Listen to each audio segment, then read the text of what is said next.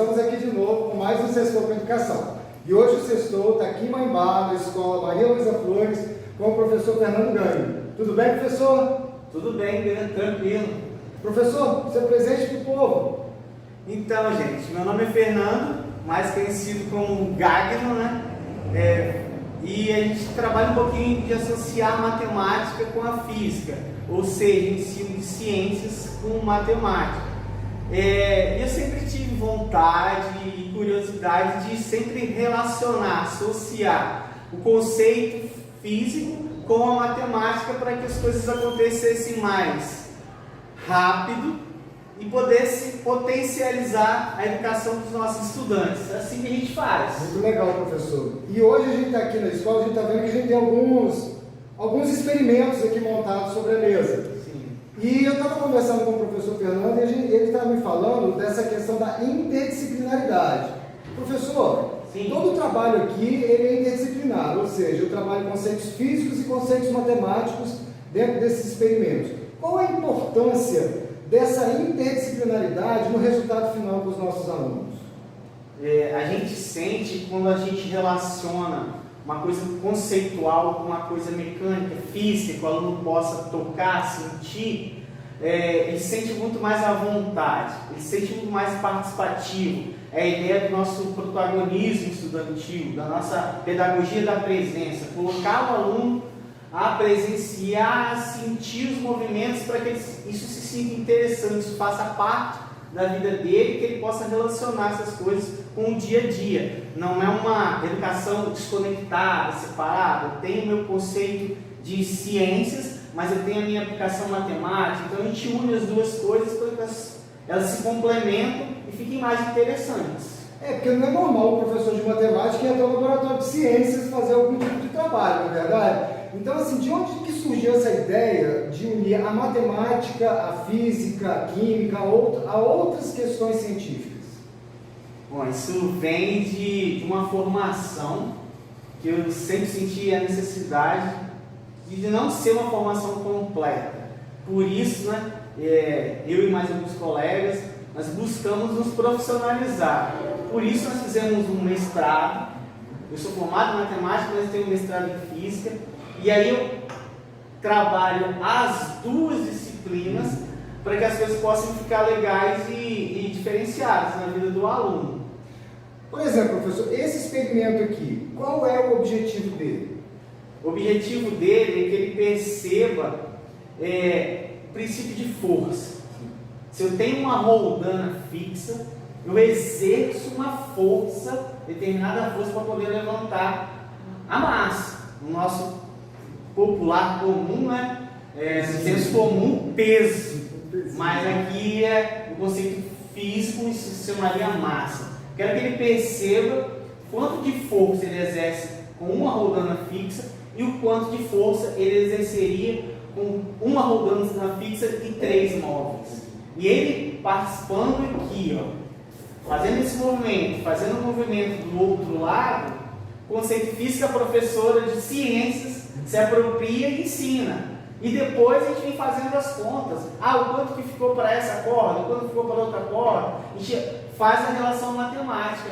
E assim o aluno consegue enxergar as duas coisas. Mas o principal é entender o princípio de força através de roldanas fixas e roldanas, um conjunto de roldanas.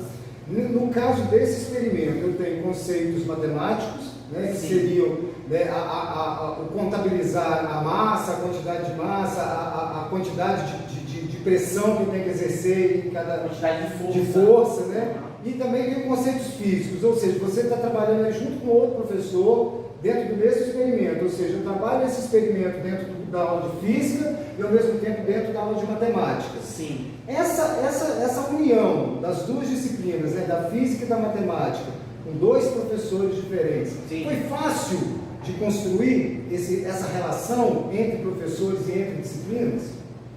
A princípio não, mas a gente vem quebrando as barreiras, né? A gente enxerga uma educação tradicional e a gente sente que as coisas vão mudando e a gente vai formando parcerias com pessoas que têm o mesmo interesse. E isso que faz a diferença.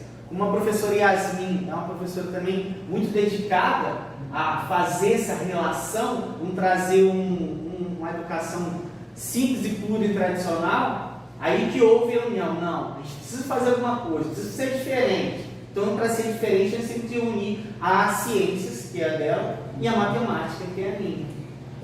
Foi necessário ter uma relação antes, né, um planejamento entre as disciplinas para que pudesse acontecer esse trabalho. Sim, e foi de suma importância ter esses mecanismos, esses dispositivos dispostos na escola. Nós temos um laboratório de ciências que os professores, assim, os pais, aqueles que se unam, possam montar e fazer e trabalhar e trazer coisas diferentes para a sala de aula.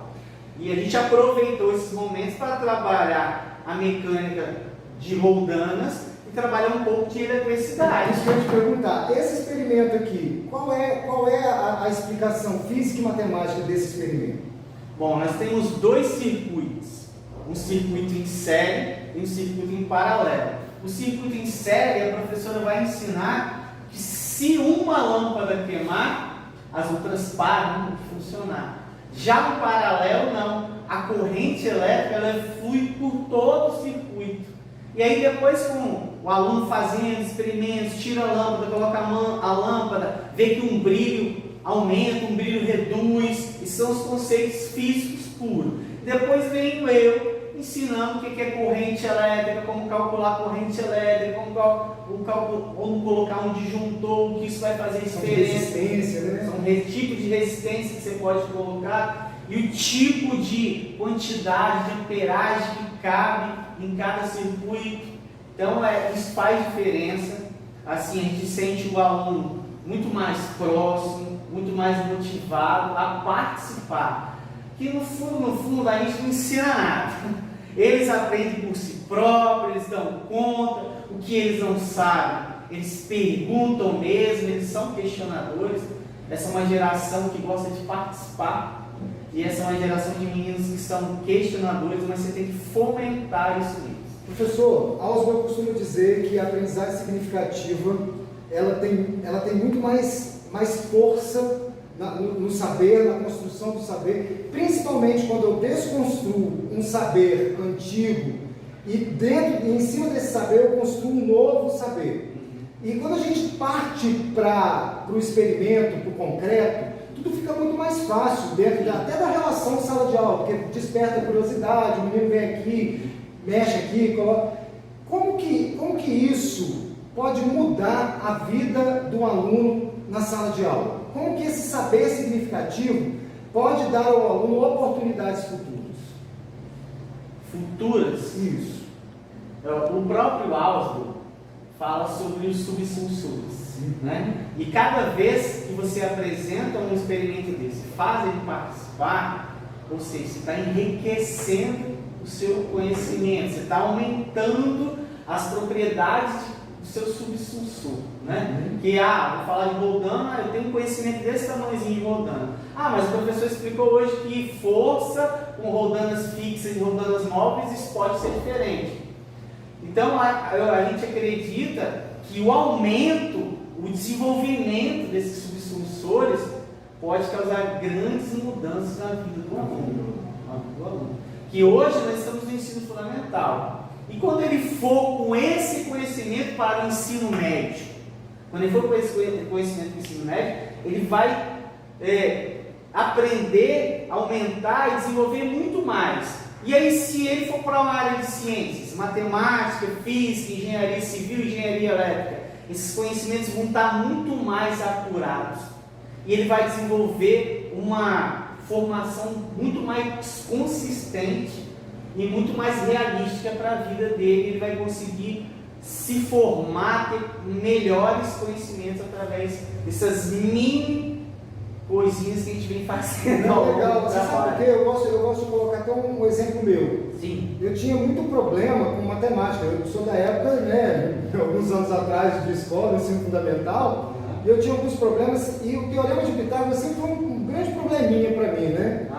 E quando eu me vi a medição de um terreno, já mais na vida adulta, no meu trabalho do dia a dia, que a gente foi medir um terreno e a pessoa perguntou e falou, cara, aqui é teorema de Pitágoras. Quando ele me explicou, colocou na prática aquilo que na teoria eu já conhecia, aquilo fez sentido para mim. Então, ou seja, traz significado, trouxe a palavra trouxe significado. E muitas das vezes a gente insiste na matemática teórica dentro de sala de aula e o aluno às vezes aprende aquilo para fazer uma prova, mas na hora de colocar na vida prática ele ainda tem certas dificuldades, porque muitas das vezes a gente não traz essa prática para a sala de aula. Então, assim, o trabalho que vocês estão realizando tem colocado dentro da sala de aula a prática, mostrando para ele evidências do que ele pode construir na vida prática dele. Por exemplo, a gente fala numa construção de um prédio, por exemplo, quanto que a gente vê que vai subindo as coisas pela roldana. Se for uma roldana só, quanta força ele tem que fazer para arrastar aquela massa, para arrastar aquele peso até o último andar. Agora imagine várias roldanas trabalhando. Ou seja, isso vai facilitar a vida dele lá na frente também, na vida profissional. Eu tenho um depoimento de sala de aula que o pai do aluno é um pedreiro profissional experiente. E o pai sempre levantou a quantidade de areia, a quantidade de cimento, a quantidade de vidro, através de uma roldana. Sabe? Colocou uma roldana fixa lá no alto do prédio e está puxando. Aí o aluno chegou para mim, professor, fala, filho, dei um show com meu pai. Por quê? Fiz ele comprar várias moldanas, materiais de construção, moldanas. Agora, com uma mãozinha, professor, eu levanto uma caixa de areia, uma caixa de brito, um saco de cimento. Isso, para mim, para Yasmin, é o que mais traz responsabilidade para o meu trabalho. Para o trabalho dela, que eu sei que ela tem o mesmo princípio que eu tenho. De demonstração, de ser diferente, de mostrar na prática como as coisas acontecem. Professor, eu acho que isso vai até mais além. Isso é valorizar o trabalho docente em sala de aula, mas também valorizar o saber do aluno. Ou seja, se eu perco um momento, se eu perco tempo construindo um experimento, né, estudando para oferecer para ele qualidade, com certeza eu vou estar dando para ele um exemplo que na vida profissional dele, quanto mais ele planejar e mais responsabilidade ele colocar em cima do produto final dele, melhor ele vai ter a vida. Então, assim, eu acredito que além do ensinar pelo experimento, vocês também estão ensinando pelo exemplo. E isso é louvável. Sim, eu agradeço por... A gente queria perguntar também, porque a gente soube que aqui na escola vocês têm um laboratório de ciências móvel. Sim, tem. Né? E algumas escolas da rede têm esse laboratório de ciência e a gente vê pouca utilização desse laboratório móvel, né? Como que despertou em vocês o interesse de levar esse laboratório móvel, de trabalhar esse laboratório móvel, mesmo sendo da matemática, você trabalhar dentro da matemática questões da ciência? A gente sabe que ali dentro daquele laboratório tem muita coisa, questões químicas e tal, mas existem possibilidades matemáticas. Tem vários experimentos lá que você pode trabalhar mecânica, que você pode trabalhar química, física, biologia. O professor tem que ser curioso. Ele tem que ir lá e abrir, desmontar aquilo tudo, colocar em cima da mesa, pegar um planejamento dele, ficar lá 4 horas enfiado naquele experimento. É aquele experimento. Ele tem vários cadernos. Esses cadernos eles explicam o passo a passo da montagem, aonde está o que relaciona com o que. O professor só precisa tirar o tempo para planejar, separar o que for do que ele quiser montar para poder utilizar. Eu acho que a questão maior é a vontade de ir lá e fazer e ser diferente, porque o equipamento está disponível, existe um material didático para isso, as pessoas estão ali para te apoiar, o seu coordenador, o seu pedagogo, o seu diretor. Então basta só o movimento de querer fazer e ser diferente mesmo. Legal. Professor, nós falamos de coisas boas até agora, né? Agora eu vou questionar um ponto negativo. Quais as maiores dificuldades que os professores hoje enfrentam para ter isso dentro de sala de aula para trabalhar? Para ter esse concreto, para ter esse material dentro de sala de aula para trabalhar? Quais as dificuldades que você, como professor, encontrou na sua vida, ou hoje você encontra, para poder você ter este concreto para trabalhar? Professor é um cara muito questionador, um cara que gosta muito de liberdade de pensamento. Eu acho que uma das coisas é ter um gestor e pessoas que pensam igual a você ou que querem ser diferentes. Esse é um princípio básico. E a gente precisa de ter pessoas que acreditem que você possa ser diferente, entendeu? E eu acho que um limitador seria o número de horas de planejamento. O professor tem que ter um pouco mais de planejamento para que as coisas acontecessem. O professor pensa, o professor age, cria mesmo, ele é um cara diferenciado, mas ele precisa de ter momentos mais específicos, formações mais específicas, voltadas para esse tipo de coisa. O professor é criativo. Então, eu acho que a gente precisa de um maior planejamento e ter uma gestão que te acompanhe. Se tiver dúvida, pergunte. Se tiver dúvida, pergunte. Para você poder explicar e colocar o seu objetivo de trabalho. Acho que seriam as duas coisas que eu mais encontro dificuldade, porque às vezes eu encontro muita resistência de pessoas que, esse cara está inventando moda. Não estou inventando moda. Eu estou trabalhando na matemática, ela está trabalhando na ciência dela. Mas a gente precisa de gestores, pessoas que têm o mesmo pensamento e um pouco mais de horas disponíveis para a gente poder fazer a relação entre as duas coisas, pensar, agir, para que tudo dê certo. Ou seja, o grande segredo de um bom trabalho pedagógico em sala de aula é um bom planejamento. Sim. Né? E talvez, me corrija se eu estiver errado, professor, mas enxergar a sala de aula como um espaço científico. Né? Como eu vou experimentar, estou fazendo um experimento, não funcionou esse, então vamos tentar um outro. E aí vai, porque não existe errado, não existe certo e errado, né? Sim. Existe o experimento que funcionou e o experimento que fracassou. Ou seja, levanta a cabeça, bola para frente. Da mesma maneira que eu posso estar passando um conteúdo sistematicamente no quadro, o aluno não pode entender nada. Eu posso estar explicando um experimento, ele também não pode entender nada. Mas a rotina de fazer essa mesclagem de abstrato e prático, isso faz diferença. Fazer essa associação e relacionar isso com o mundo também. Porque a gente forma pessoas para quê? Para o mundo do trabalho e para a vida. Para a vida. É verdade. Então a cadeirinha vazia aqui, essa cadeirinha seria da professora Yasmin, que estaria conosco hoje para poder estar comentando um pouquinho sobre esse casamento de trabalho científico entre ela e o professor Fernando. Mas ela hoje não pôde estar conosco, ela está fazendo uma viagem de trabalho, então ela não pôde estar aqui conosco nesse momento. Mas, professor, qual é a contribuição da professora Yasmin dentro desse trabalho? É de suma importância. E foi através dela que a gente começou a conversar e sentiu a necessidade de fazer coisas diferentes, montar coisas diferentes para os alunos. Ela é uma pessoa que muito prática, muito rápida, pensa muito rápido, quer desenvolver as coisas muito rápido, aí juntou comigo, que tenho mais um pé no chão, então ela voa e eu seguro. E aí a gente acaba fazendo as coisas. Mas acho que o casamento entre eu e a Yasmin e o suporte que nós tivemos da nossa pedagoga, do nosso PCA, que é o Marcel também, que entendeu o funcionamento de tudo, esse apoio que a gente teve, foi determinante. É muito interessante perceber essa ligação entre as disciplinas. Mas existe a possibilidade de eu realizar esse casamento também da matemática com o português, da matemática com a geografia, da matemática com a história? Existe essa possibilidade? Sim, eu não me vejo hoje sem saber interpretar, sem saber escrever, sem saber me comunicar. O professor de português, logicamente, fazendo a leitura de um experimento, contando uma história de um cara que criou, que desenvolveu isso, teria muito mais propriedade, traria muito mais conceitos para a vida do aluno. Se a gente pudesse fazer, já pensou, ciências, matemática, história e português, o que isso traria de benefício, né, para o aluno? O professor de português vai nos ensinar ali melhor. Quando ele quer dizer isso, ele está falando isso. Quando ele está mostrando esse o com outra coisa. Então, acho que daria muito mais subsídio.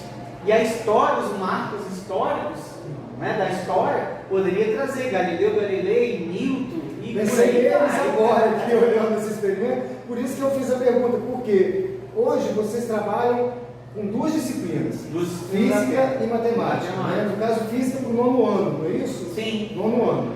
Mas imaginemos que este experimento ele já tivesse composto lá dentro da aula de história, né, onde o professor pudesse trazer ali a vida de Galileu, né, de Newton, a questão da massa e tal. Dentro de língua portuguesa, a questão do escrever, do produzir, né, o relatório desse experimento. Ou seja, a gente traria com um único experimento e comporia quase que dos 8 campos de experiência do ensino fundamental 2, com um único experimento.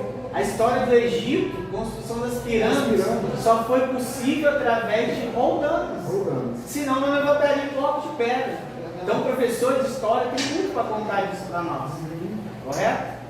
Mas ainda não há, a gente não consegue, muitas das vezes, ver essa interdisciplinaridade acontecendo, porque esse casamento entre todas as disciplinas depende de todos os professores terem momentos de compartilhar juntos um planejamento. Né? E a falta, muitas das vezes, desse planejamento compartilhado entre todos os professores é que ainda não permite que essa interdisciplinaridade aconteça 100% dentro da sala de aula. Posso fazer uma crítica? Claro! A nossa Secretaria de Educação tem o objetivo de cumprir essa união, essa formação para que isso aconteça com mais propriedade. Então, vamos cobrar dos nossos gestores mais união, mais formação para que isso tudo aconteça. Não, e eu acredito muito que esse trabalho, a interdisciplinaridade e o concreto em sala de aula é um método revolucionário para uma educação de qualidade para o século XXI. Se a gente apostar em planejamento coletivo, se a gente apostar num material concreto, efetivamente dentro de sala de aula, e um planejamento eficaz entre todas as disciplinas, e aí sim eu cumpro um dos objetivos de desenvolvimento sustentável para o século XXI, que é uma educação de qualidade. Concorda, professor? Concordo plenamente. Você tem toda a razão. Então, pessoal, é isso.